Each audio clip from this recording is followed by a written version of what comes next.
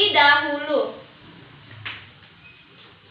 Ayu hadir, Siska hadir, Veronica hadir.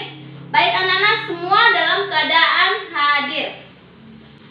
Baik anak-anak, ibu akan bertanya, minggu lalu kita belajar mengenai apa? Iya, minggu lalu kita belajar mengenai manfaat energi. Sekarang kita belajar dari buku tema 3, subtema 1, pembelajaran 1 tentang tumbuhan dan hewan di sekitarku.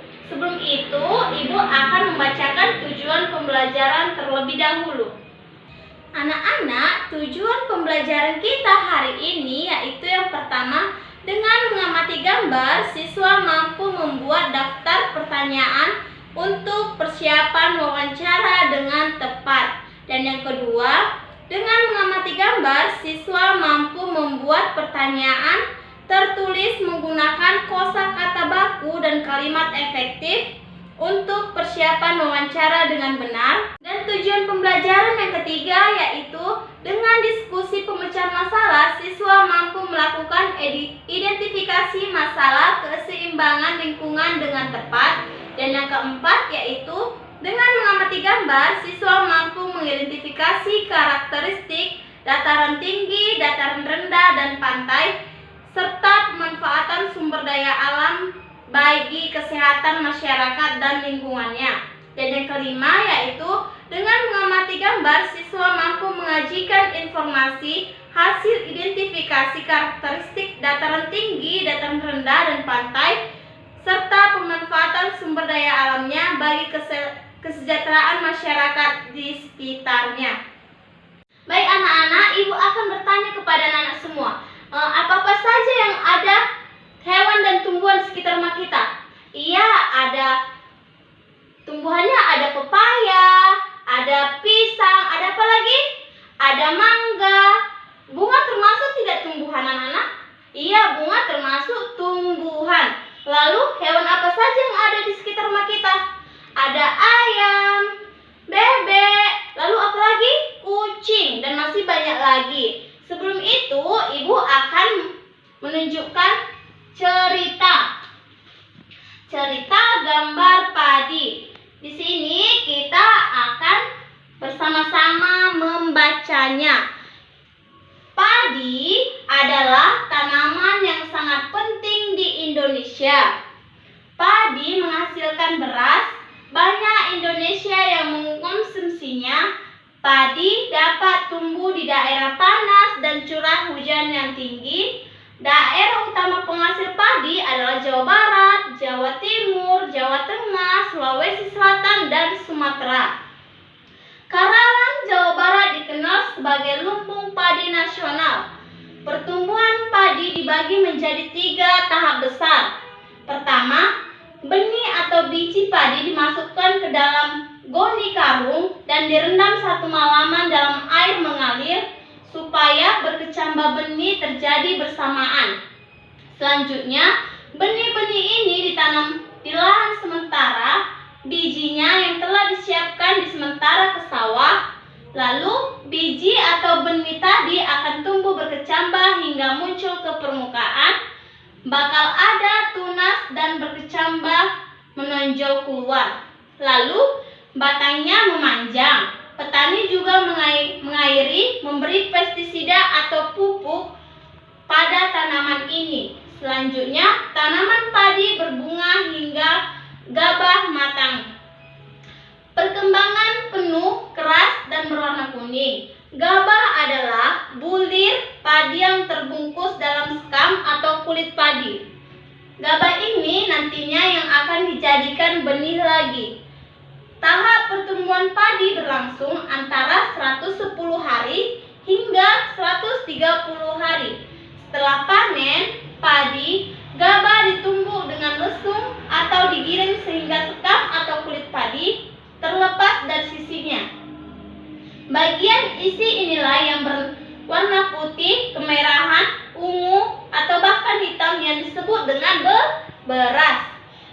Baik anak-anak, sebelum kita melakukan pembelajaran selanjutnya, ada baiknya kita bernyanyi dulu supaya girang semuanya ya. Ibu yang pimpin, anak-anak yang ikuti. Lihat rumahku, 1, 2, 3, ya. Lihat rumahku penuh dengan bunga. Ada hewan dan ada tumbuhan. Setiap hari aku melihatnya. Beraneka ragam dan banyak jenisnya. Ada pohon mangga, ada pohon pisang, ada pepaya dan banyak jenisnya. Ada ayam, ada juga kambing, ada kucing dan ada ikan. Baik anak-anak, di sini ibu akan melakukan pengelompokan. Kelompok si Ayu, kelompok 1. Kelompok di tengah, kelompok 2. Yang di sebelah kanan ibu ada kelompok 3. Ini ada gambar pantai, dataran tinggi dan dataran rendah. Kelompok sebelah kiri ibu, yaitu kelompok 1, menjelaskan apa itu definisi dari pantai. Dan kelompok yang kedua yang di tengah menjelaskan dataran tinggi. Dan yang kelompok ketiga menjelaskan dataran rendah. Baik anak-anak, ibu sudah mendapatkan hasil jawaban dari kelompok 1, 2, dan 3. Sama-sama kita membacanya dan melihatnya ya. Yaitu dari kelompok 1 ada pantai. Pantai. Lalu kelompok 2 ada dataran tinggi. Dan kelompok ketiga ada dataran rendah. Kita baca ya dari kelompok 1. Menurut kelompok 1, definisi pantai adalah daerah yang berbatasan langsung dengan laut, pantai yang dilandai dan ada pula yang terjal. Pantai yang dilandai biasanya digunakan untuk objek wisata. Itu menurut kelompok 1. Dan dataran tinggi.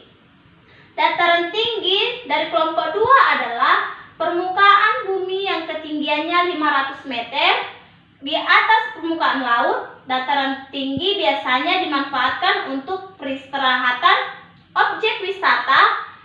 Lalu ada usaha perkebunan. Itu dari kelompok 2. Dan selanjutnya ada dari kelompok 3 ini, dataran rendah.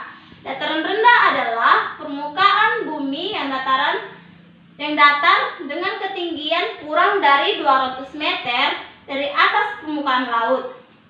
Pada umumnya, dataran rendah berada di sekitar pesisir pantai. Dataran rendah banyak digunakan untuk berbagai keperluan, di antaranya pertanian, peternakan, perumahan, dan industri sebagai beberapa jenis kegiatan perkebunan seperti perkebunan kelapa dan tebu. Anak-anak, dapat kita simpulkan hasil diskusi hari ini yaitu pantai. Pantai pada umumnya adalah objek wisata. Dataran tinggi pada umumnya objek wisata juga dan usaha perkebunan. Dataran rendah yaitu suatu tempat pertanian, peternakan, dan perumahan. Itulah hasil dari kesimpulan diskusi kita. Baik, sini ibu akan ada penugasan. Penugasan ini kita kerjakan bersama-sama, lalu nanti dilanjutkan di rumah ya. Kita kerjakan dari lokasi pantai terlebih dahulu. Dataran tinggi dan dataran rendah dikerjakan di rumah. Lalu kalau pantai lokasinya di mana?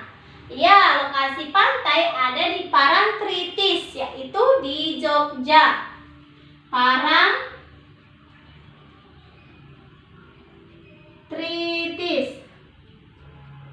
di Jogja ya. Lalu ciri-ciri dari pantai itu apa? Ciri-ciri dari pantai itu yaitu berbatasan dengan laut. Berbatas dengan laut. Lalu sumber daya alam di pantai itu ada ikan dan kerang. Lalu manfaat dari pantai itu sebagai objek wisata. Wisata. Lalu manfaat pencarian dari penduduk pantai ada nelayan dan penghasil garam. Lalu di sini ada dataran tinggi dan dataran rendah. Anak-anak cari lokasinya di mana, ciri-cirinya, sumber daya alam, manfaat dan mata pencarian di penduduk itu. Oke? Baik anak-anak, pembelajaran kita hari ini sudah selesai. Pembelajaran hari ini bersama-sama kita simpulkan, yaitu kita sudah tahu proses pertumbuhan pada padi dan kita sudah mengetahui apa itu pantai, dataran tinggi dan dataran rendah, dan kita sudah